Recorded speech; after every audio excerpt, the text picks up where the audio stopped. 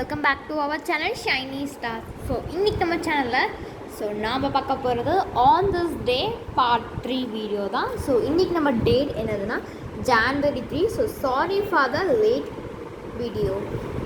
இப்போ நம்ம வீடியோக்குள்ளே போகலாம்.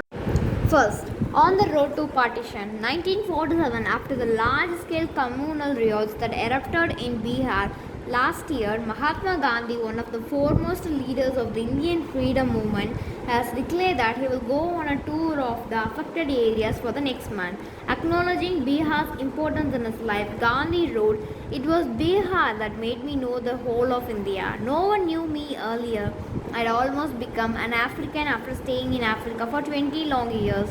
Then I came to Champaran and the entire country woke up. Earlier I did not even know the location of Champaran, but when I arrived here, I felt as if I had known the people of Bihar for centuries and they too seemed to know me." The Bihar riots are speculated to be a reaction to the great Calcutta killings of August 1946. The widespread riots and manslaughter between religious communities in the city of Calcutta in Bengal were not the only riots that have broken out. Many neighboring areas such as Noakhali, United Province, Punjab and the northwestern frontier province are witnessing similar riots. Boy Emperor to head Japan. 1868, the 16-year-old Japanese Emperor Meiji today seized power from the Tokugawa shogun, ending 700 years of military rule. The beginning of the end for the Tokugawa's rulers for 2 centuries came with the national humiliation in 1854 when, in a classic example of gunboat diplomacy, U.S. Commodore Matthew Perry's warships forced Japan's proud lords to scrap their traditional policy of isolation. Japanese leaders have now backed the young emperor in the first move of their plan to transform the country into a world power within one generation. A new government is to be formed in Tokyo to implement a policy of rapid industrialization and a conscript army will be established. Pharaoh's treasures may unleash curse. 1924, British archaeologist Howard Carter was made a dazzling discovery in Egypt's Valley of the Kings, a pharaoh's tomb filled with treasure including a solid gold coffin, a gold mask, jewelry and other artifacts.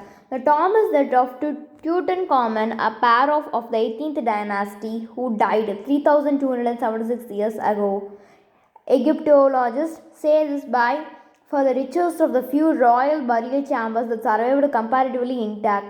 The Valley of the Kings contained royal burial sites dating from the 18th and 19th dynasties of the New Kingdom from about 1570 to 1200 BCE. More than 60 royal tombs are known, including that of Ramses VI. It was below his tomb that Carter unearthed the nude find. Carter joined the Egypt Exploration Fund in 1891 as a draftsman and was trained by Sir Flinders Petrie. He became Egypt's Inspector General of Antiquities in 1899. Since 1907, he has worked with Lord Carnarvon in the hunt for his tomb, locating its entrance 2 years ago.